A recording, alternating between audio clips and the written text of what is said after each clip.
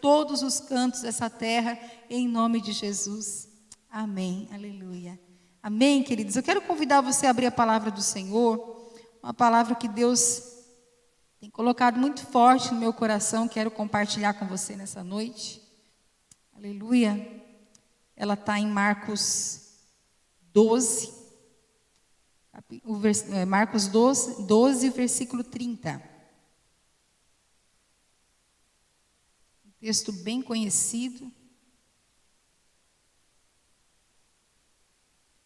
e muito importante para as nossas vidas. Marcos 12, versículo 30.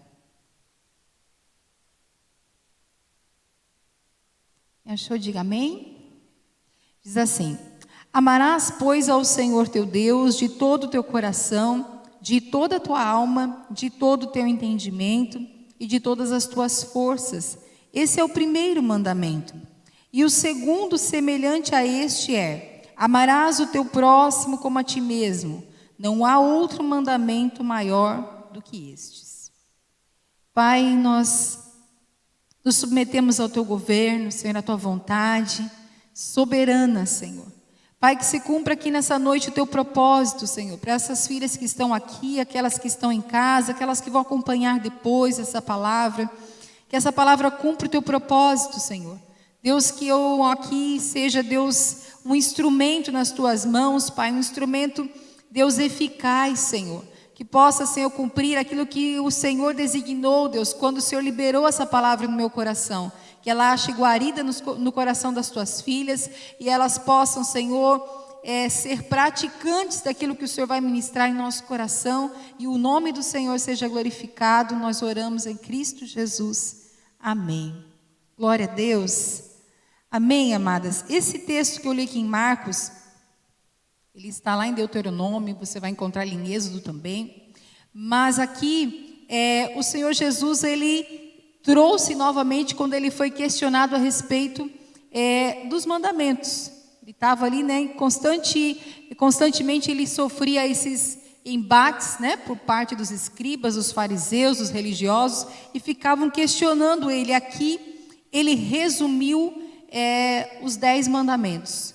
Ele falou: olha, aqui estão os 2 mais importantes. Amarás o Senhor teu Deus de todo o teu coração, de toda a tua alma, de todo o teu entendimento, com todas as tuas forças, e ao teu próximo como a ti mesmo. Então, quando eu estava meditando nesse texto, na verdade, essa palavra que eu vou compartilhar hoje, ela já vem fermentando no meu coração há algum tempo, e outro dia aqui o Senhor confirmou numa conversa que nós estávamos tendo aqui, quando a gente estava preparando o nosso material para o curso Como Águia, estava eu, a pastora Silvana e a Cris, e aí a gente compartilhando algumas coisas e saltou aquela palavra, e quando a Cris falou, o Senhor falou assim: esse é o nome da mensagem, né? Tem a ver com isso. E eu quero falar nessa noite sobre rever as nossas prioridades. Fala assim: eu preciso rever as minhas prioridades. Amém? Então, quando eu pensava sobre isso, veio essa palavra no meu coração. E se você observar esse versículo 30, ele fala sobre amar a Deus, mas a gente às vezes quando vai falar, né, dos mandamentos, a gente resume de uma forma que fica prática e come a parte mais profunda desse versículo. Porque a gente fala assim: é necessário amar a Deus sobre todas as coisas. Mas o texto ele é mais profundo, que a gente precisa amar o nosso Deus de todo o nosso coração, de toda a nossa alma, de todo o nosso entendimento. E eu estava lendo e meditando sobre isso, e essa palavra aqui, coração, quando a gente traz, né, para a nossa língua portuguesa, aqui para a nossa cultura, coração vai falar sobre sentimento. Amém? Quando você fala assim: é de coração que eu estou fazendo isso, automaticamente vem sentimento. Mas aqui, tanto no grego como no hebraico, essa palavra aqui, coração, ela não está falando sobre sentimentos. Ela está falando no sentido de que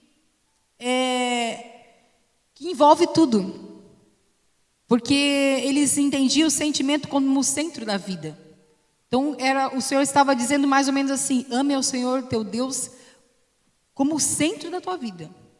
Ele sendo o centro da tua vida. E daí ele continua dizendo: como que é o centro da vida? Você vai amá-lo com a sua alma, você vai amá-lo com a sua mente e você vai amá-lo com as suas forças. Isso fala sobre corpo, alma e espírito. Ou seja, tudo em mim vai demonstrar que eu amo esse Deus. Então não é um amor de palavras, não é um amor de sentimento, mas é um amor com entendimento, que fala sobre essa questão da mente, do entendimento, da compreensão, do intelecto.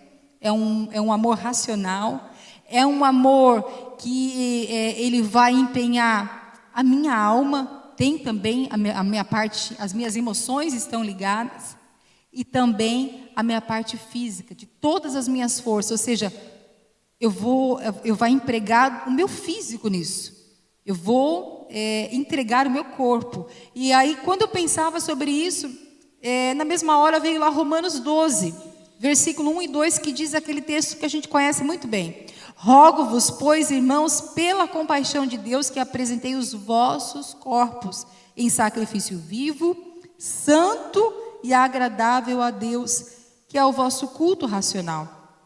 Então, aqui o apóstolo Paulo está ensinando a forma como a gente cultua o Senhor agora. A gente cultua se oferecendo de tudo em nós. O nosso culto, ele é um culto com entendimento e um culto que eu me apresento. Eu não vou oferecer um cordeiro no meu lugar, eu me apresento. Entende? Então eu preciso estar com esse entendimento, com o meu coração, as minhas emoções, o meu físico ali apresentando, no sentido que eu estou por inteiro amando a esse Deus e me entregando a Ele por inteiro. Então é uma compreensão muito mais profunda, amadas. E aí o segundo fala: e ao teu próximo como a ti mesmo. Nós entendemos que o Senhor Jesus, Ele por amor ao Pai e por amor ao seu próximo, Ele veio a essa terra. Então como que a gente se assemelha ao Senhor? Dessa forma. A gente ama a Deus e a nossa forma prática de demonstrar isso aqui nessa terra é manifestando amor ao próximo, porque foi o que Jesus fez. Mas eu queria ficar nessa primeira parte, desse primeiro mandamento que o Senhor colocou ali. Esse é a máxima de tudo que a gente precisa guardar. Esse é o principal. E nós precisamos amar o Senhor com tudo que há em nós. Mas hoje nós vemos uma inversão de prioridades. Nós estamos vivendo, amadas, num tempo onde que as coisas estão cada vez mais ficando desordenadas no coração das pessoas, na linguagem, nas ações, a forma como a gente se comporta, às vezes ela não está de acordo com aquilo que a gente fala. Né? Jesus, ontem eu ainda compartilhava aqui no curso, que Jesus, ele disse: olha, esse povo, ele me honra com os lábios, mas o seu coração está longe de mim. Ou seja, não está alinhado aquilo que se fala com aquilo que se vive.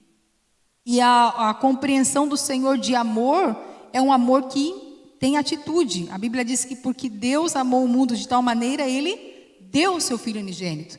Não foi um amor de palavras, foi um amor de todo o coração. Foi um amor como esse que Jesus está propondo aqui para nós.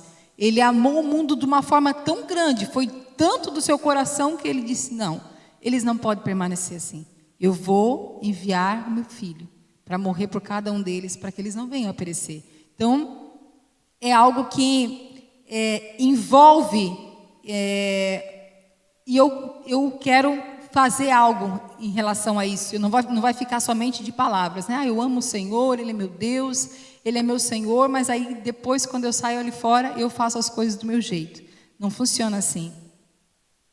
Lá em Mateus 6,33 diz assim: busquem, pois, em primeiro lugar. Eu gosto dessa tradução aqui, que ela diz assim: busquem, pois, em primeiro lugar o reino de Deus e a sua justiça, e todas essas coisas lhes serão acrescentadas. Esse texto aqui, amadas, ele já foi tão deturpado, ele já foi tão mal compreendido, né? Já inverteram e trocaram algumas palavras ali, que ele perdeu o sentido do que realmente ele quer dizer. Então, eu já escutei pessoas até ministrando, pregando e falando assim, busque em primeiro lugar o reino de Deus e a sua justiça e as demais coisas serão acrescentadas. Alguém já escutou assim, que nem eu?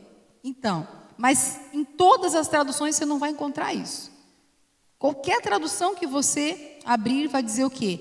E estas coisas serão acrescentadas. Que estas que está falando? É o que está antes do texto. Que é o quê? A comida, né? A água para saciar a sede e a roupa que nós precisamos para nos vestir. Então isso não vai nos faltar. Mas existe um princípio. Prioriza o Senhor. Deixa Ele no primeiro lugar e você não vai precisar correr atrás das coisas. Mas hoje há uma inversão de prioridades. Então o que acontece hoje? As pessoas estão correndo atrás dessas coisas e depois estão dizendo assim, o reino vai ser acrescentado. Estão trocando o versículo. E isso é nítido.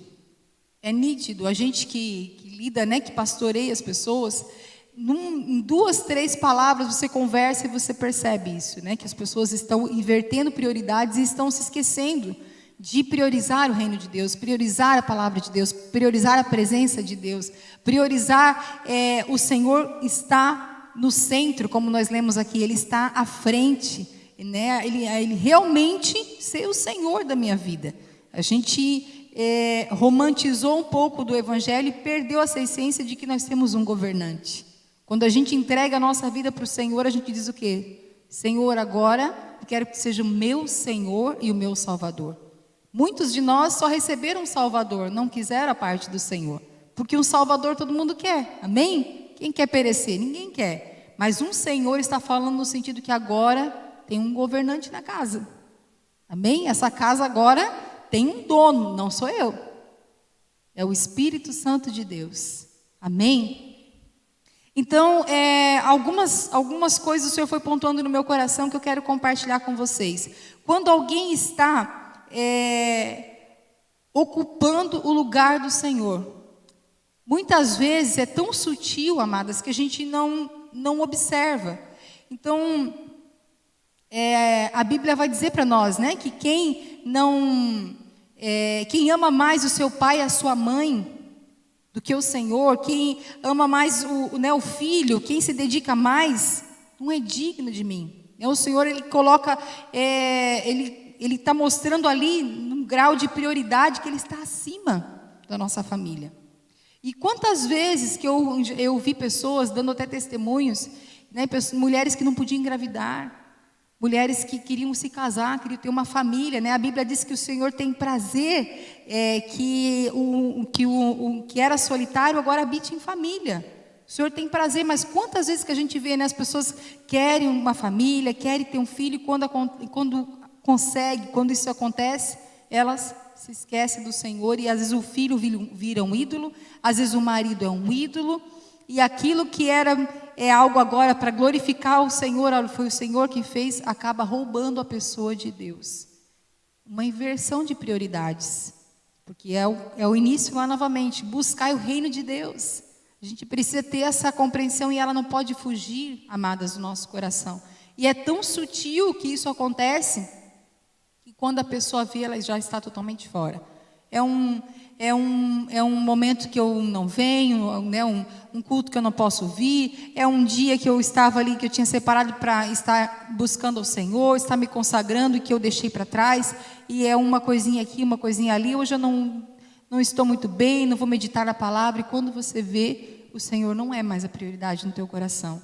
Então que a gente não se deixe perder nessas coisas sutis, porque o inimigo, com os filhos, as filhas, ele trabalha de uma forma diferente.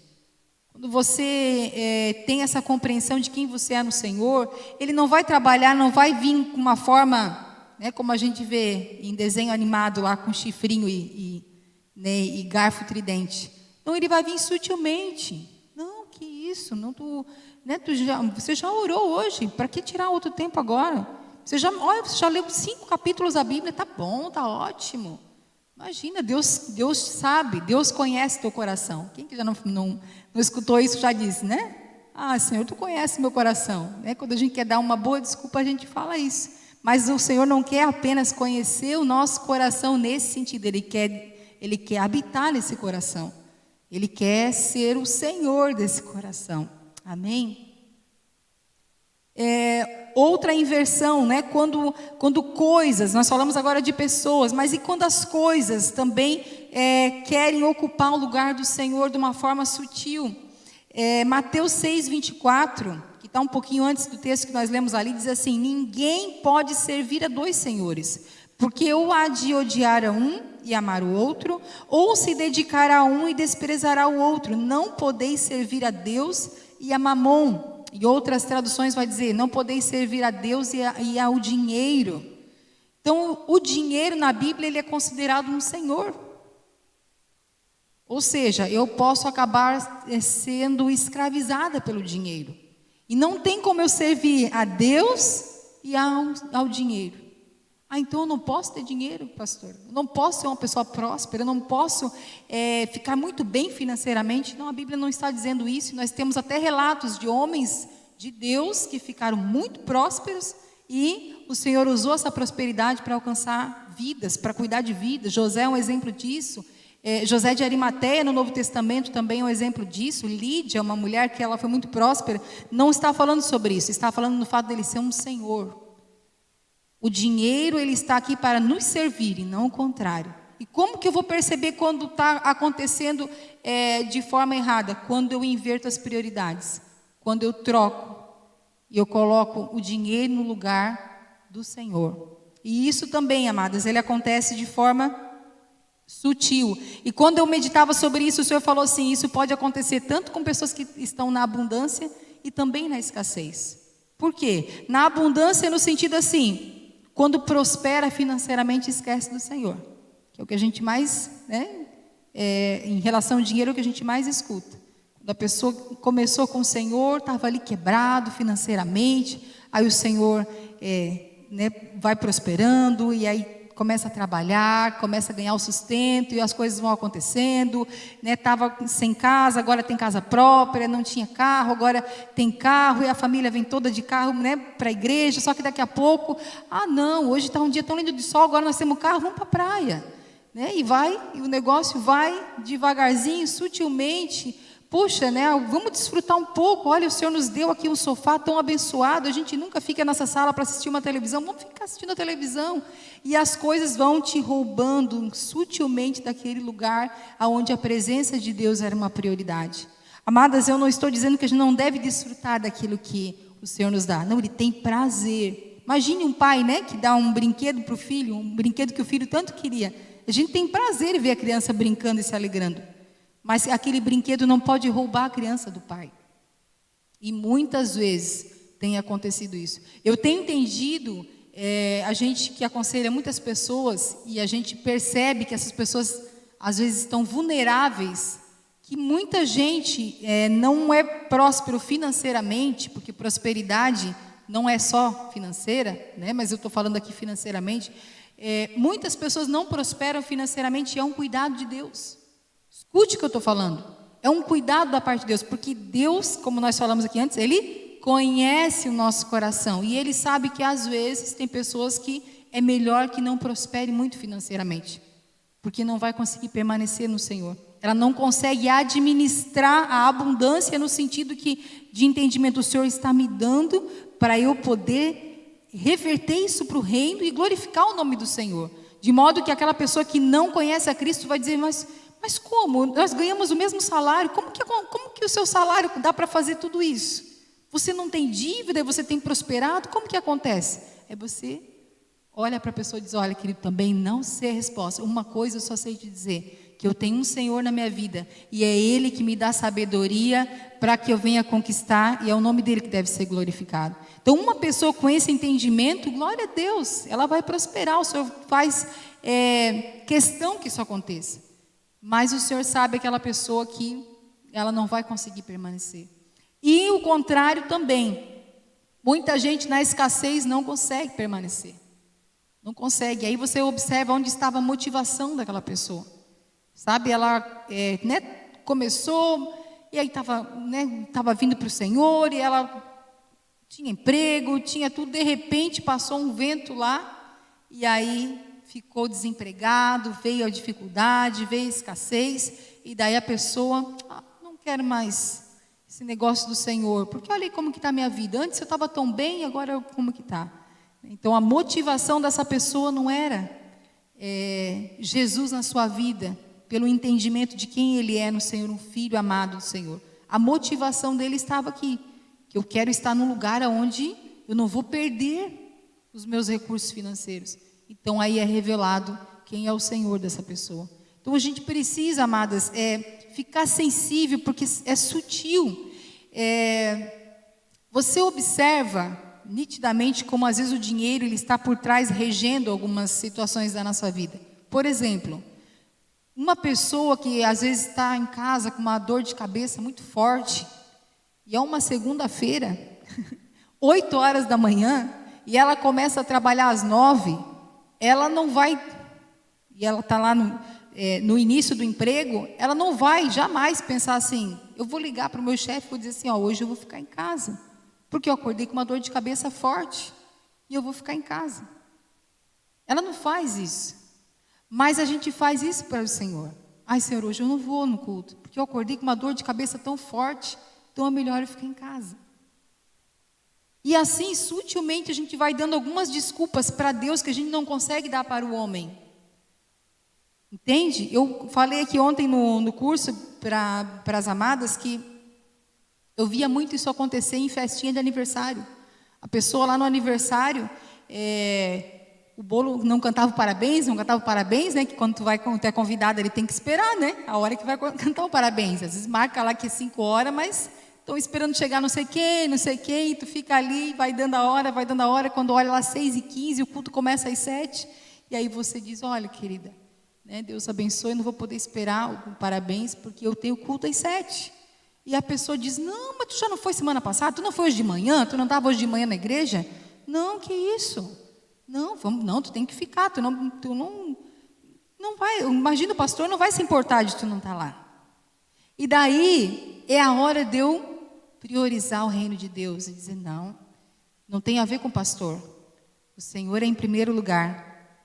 Eu estava com você até agora aqui, mas esse momento eu separei e ele é do Senhor, ninguém toma esse lugar. Sabe, com muito amor e carinho, mas mostre quem você é naquele ambiente. E aí muitas vezes isso não acontece, a pessoa fica ali, coagida, talvez às vezes é só ela que é cristã ali, e dela, ai, que vergonha que eu vou passar, então vou ficar mais um pouco, vou ficando e não vai no culto. E é ali quem que estava ocupando o primeiro lugar? Eu estava preocupada com a minha reputação diante das pessoas. Muitas vezes, para a gente priorizar o Senhor, a gente vai ter que perder a nossa reputação, amadas. Sabe? Para priorizar o Senhor, eu vou ter que não me importar com o que pensam a meu respeito, mas com o que Deus pensa a meu respeito. Porque mais importa obedecer a Deus do que aos homens. Amém? Então, quando a gente consegue, muitas vezes, dar desculpa para Deus, mas não consegue dar desculpa para as pessoas.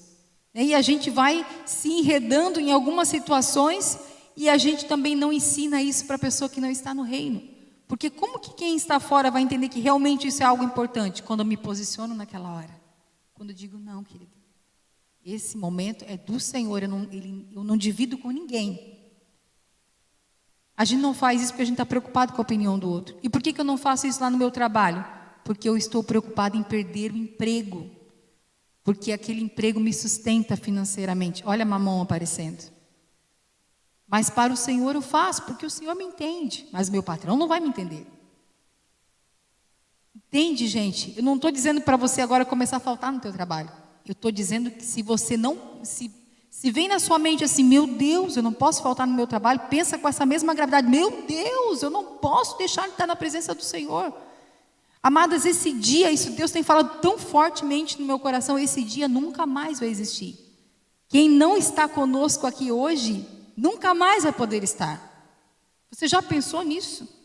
Não é só mais um culto de mulheres, não é mais só uma quinta-feira. É que quem não veio hoje nunca mais vai poder estar. Ah, mas eu posso assistir essa live em casa, não é a mesma coisa. Porque nós precisamos prestar o nosso culto racional, nos apresentar como sacrifício vivo ao Senhor.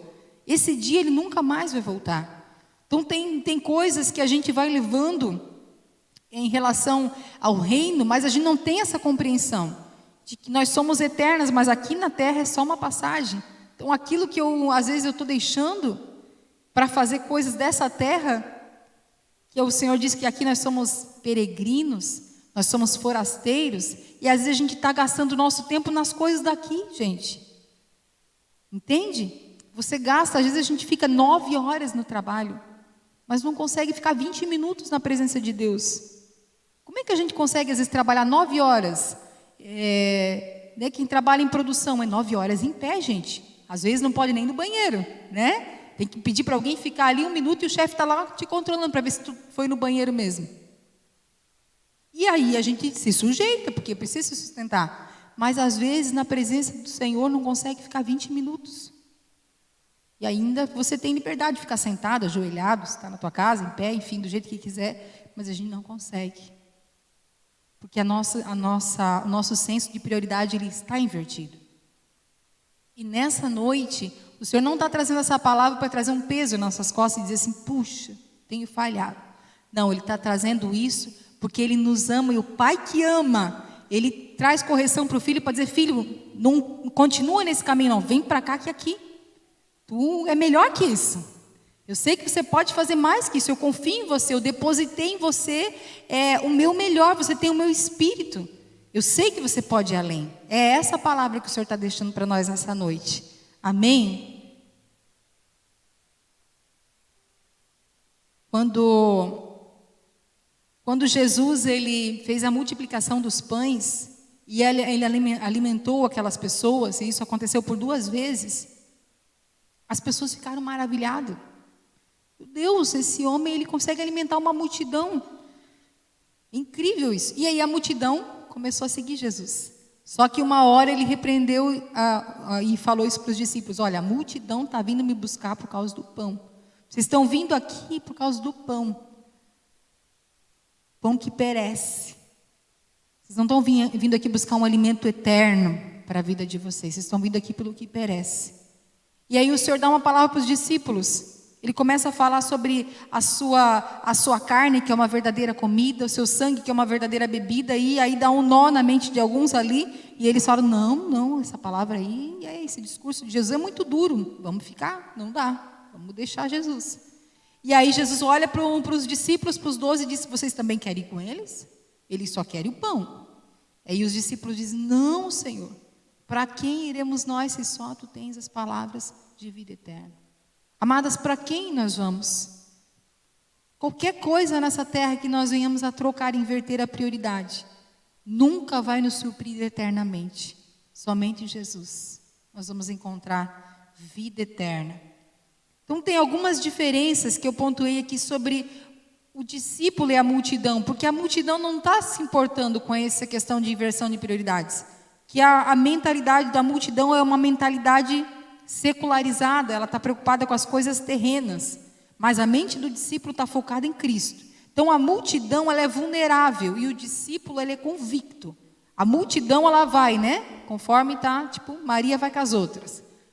O discípulo ele é convicto, ainda que ele passe vergonha, ainda que ele seja a única pessoa, mas ele permanece no Senhor. E é essa palavra que eu queria pontuar fortemente no teu coração. Não se preocupe, amadas, com o que a multidão está falando. Permaneça no Senhor. Permaneça no Senhor. O Senhor tem prazer em honrar aquela pessoa que não está preocupada com o seu nome, com a sua reputação, o que vão falar, mas ela está no reino. O reino. Não tem problema. Estão zombando, estão falando, não acredito em mim. Ó, lá vai ela de novo lá para a igreja. Lá está ela de novo. Crentinha, isso. Né? E tanta coisa pejorativa. Não se preocupe.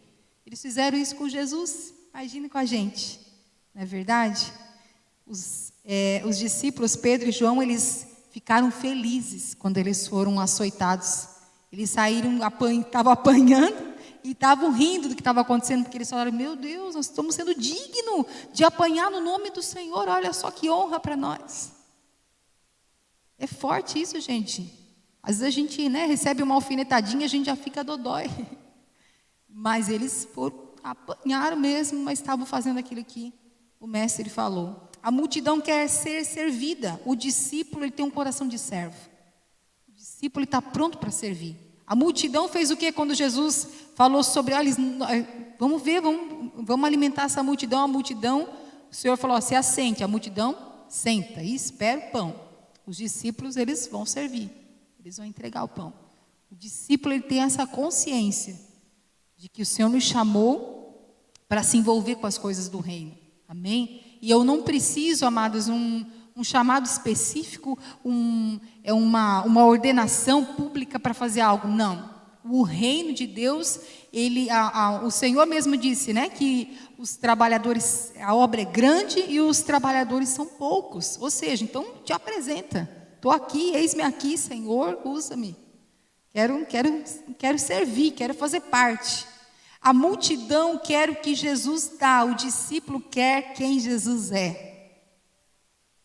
A multidão quer sempre o que tem na mão de Jesus. Senhor, deixa eu ver. Porque a multidão é igual criança pequena. Você chega do mercado, né? A criança vem te dar um beijo, um abraço, mas ela já faz assim na sacola, o que a mãe trouxe? É o pensamento da multidão. Ô Jesus, o que tu trouxe? O que tem hoje? Pão, milagre, cura, o que vai sair daí? Mas o discípulo não. O discípulo, ele quer se assentar ali com Jesus. Senhor, fala mais, Senhor, fala mais. O nosso coração está queimando. Fala, Senhor, do teu reino, fala da tua palavra. Esse é o discípulo. Essa é a discípula. A multidão, quando consegue o que deseja, rapidamente troca o abençoador pela bênção. Rapidamente, gente. É revelado isso quando algo é dado para a pessoa. Ela se embriaga, né? Embriaga com aquela bênção e esquece. Né? Nem sei mais. Ou às vezes já toma para si, né? Foi porque eu trabalhei, porque eu conquistei, porque isso. E o Senhor fica lá de lado. Inversão de prioridades. São pessoas que estão vivendo somente para este século. Não tem uma mentalidade de eternidade. O que eu estou construindo para a eternidade? Eu falei aqui ontem sobre os nossos filhos. Nós que temos filhos, amadas, você não está criando filhos. Não. Nós que temos filhos, quem tem filho homem está criando, está gerando ali pai, avô. Quem tem filha mulher está gerando mãe, avó. Como assim? A palavra de Deus, o que o Senhor está fazendo é geracional. É o Deus de Abraão, Isaac e Jacó. Deus não trabalha somente conosco, amadas. Aquilo que o Senhor está fazendo em nós hoje não tem a ver só com a gente. Por isso que quando a gente recebe uma palavra dessa, a gente não precisa ficar olhando para trás, puxa, o que eu não fiz. Olha daqui para frente o que eu posso fazer e o que eu posso ensinar para a geração que está vindo após mim. Sabe, eu penso que se nós nos apropriarmos disso, pensa que geração amada que nós vamos ter daqui para frente. Eu me inscrevi numa live, que é um curso de gerenciamento de tempo e para você gestar melhor, né, enfim, qualquer área da tua vida. Ali ele fala sobre várias coisas, sobre trabalho, vida familiar e tal. E ele fala algumas coisas ali sobre essa questão. Ele fala assim que o bem mais precioso que nós temos é o tempo. E as pessoas não compreendem isso. E por não compreender isso, tem muita gente jogando o tempo no lixo. Literalmente jogando no lixo. E ele fala algumas coisas, ele fala sobre as redes sociais. Gente, se vocês soubessem o mal que faz um celular na mão de uma criança, você não faz ideia. Você não faz ideia. Estudos comprovam, cientistas falando, ele traz as estatísticas, e ele diz assim que a cada geração que passa, estatisticamente, cada geração o QI se torna mais elevado. Ou seja, o meu pai, a geração do meu pai foi mais inteligente que a geração do meu avô. E a minha geração é mais inteligente que a geração do meu pai. Mas pelo excesso de consumo da internet, a geração agora de 20 anos para cá, não aconteceu isso. Aconteceu o contrário. Diminuiu o índice de QI. Ele não aumentou, ele diminuiu. E os cientistas associaram ao uso excessivo de internet. Porque ele destrói uma área no cérebro igual à dopamina. É viciante. Sabe, o mesmo efeito que a pornografia tem no cérebro, o mesmo efeito que a cocaína tem no cérebro, ou o excesso de tela de rede social tem no cérebro de alguém. Então eu e você, amadas, com essa informação, o que a gente precisa? Se posicionar. A minha geração não vai ficar nessa estatística. Os meus filhos não vão, os meus netos não vão, os meus bisnetos não vão. Amém? O Senhor conta conosco para discipular uma geração. Não espere do outro. Traga essa responsabilidade para a sua casa. Traga isso para a sua família. Sabe, um discipulado prático, nesse entendimento. A mãe não está ensinando você somente para agora. Você vai ser uma excelente esposa, você vai ser uma excelente mãe, você vai ser uma excelente avó. Entende? Ainda que na compreensãozinha deles, eles não consigam assimilar. Mas você ensina e você pratica. Pratica coisas pontuais que vão fazer diferença na vida dessa criança lá na fase adulta depois. Porque a Bíblia diz que a gente precisa inculcar na mente dos nossos filhos. Inculcar é falar. Manifestar, ser o exemplo vivo, fazer. Jesus fazia e ele ensinava. Eu quero encerrar essa palavra falando lá em 1 Crônicas 29:15, diz assim: somos estrangeiros e peregrinos na terra, como os nossos antepassados antes de nós. Nossos dias na terra são como uma sombra, passam rápido, sem deixar vestígio. Nós não somos, amadas, eternas nessa terra. Nós estamos aqui de passagem, não sabemos quanto tempo, não sabemos qual é a senha que está mais perto, amém? Cada uma tem uma senha, uma hora vai ser chamada, a gente não sabe.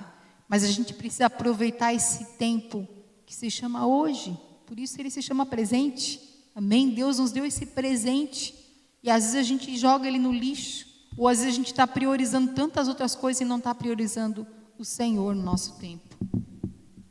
Eu queria finalizar falando isso. Faz uma autoanálise. Quando você sair daqui, lá na sua casa, permita que o Espírito Santo de Deus mostre para você como ele deseja que você gerencie o teu tempo de um modo que não haja inversão de prioridades, mas que fique bem claro que Ele está no centro, Ele está acima, Ele está à frente, Ele é a tua prioridade, e que isso fique tão claro que quem está à sua volta entenda, não, Deus é a prioridade dela. Porque como eu falei aqui sobre a questão do aniversário, as pessoas vão nos respeitar, amados, quando a gente der essa medida. Eu tenho muita amizade com pessoas que ainda não se converteram, tenho pessoas no meu relacionamento familiar, e essas pessoas hoje me respeitam. Se elas querem que eu esteja lá, se é importante a minha presença lá, elas ligam e perguntam, tal dia você pode? Assim, tal dia queremos fazer isso, você vai estar presente, você vai poder estar? E eu falo, não, nesse dia eu não posso, assim não posso. Porque um dia eu me permiti não me importar se estavam me julgando. Mas falei, não, Senhor é minha prioridade. E hoje essas pessoas acabam fazendo para elas também o Senhor como prioridade. Por causa da prioridade que nós temos dado. E assim é com cada uma de nós. Amém? Se coloque em pé, amadas. Vamos orar ao Senhor. Para que o Senhor, organize as nossas prioridades. Aleluia. O Senhor te trouxe aqui nessa noite. Você também que está em casa e está assistindo essa palavra, não é por acaso. Deus tem um lindo propósito para cumprir na sua vida. E às vezes a nossa falta de foco em algumas coisas que são essenciais, elas fazem com que a gente não tenha um senso de direção, sabe? Quem não sabe onde quer chegar, nunca vai chegar em lugar nenhum. Se eu não tenho uma meta aonde eu quero chegar, como que eu vou chegar lá, se eu não tenho? Então eu preciso ter foco, eu preciso priorizar, eu preciso pontuar aquilo que realmente é indispensável. E o ponto máximo aqui hoje é o reino de Deus, a sua justiça, o Senhor acima de todas as coisas. Amém? Enquanto nós vamos adorar aqui, coloque-se diante do Senhor, amada. Sabe, deixa Ele aí ministrar no teu coração. Reveja as tuas prioridades, o seu dia a dia, o teu coração, aonde você tem colocado o teu coração.